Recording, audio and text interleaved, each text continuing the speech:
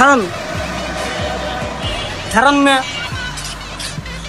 এই বেটা কারণ মানে যেতেছি যাওস না এনে যে কি লিয়ে খারাইছেন আমি কি বুঝি না মেয়া আমনে খারান আমি জায়গা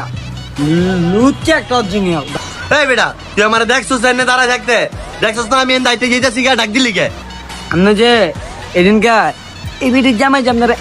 এমন বড় একটা আতলা দিল পরে গিয়ে যে আত্মার ছিলে লাইলেন জানেন না বিটির জামাই বিদেশ চাইছে লুচ্চা বদমাইশ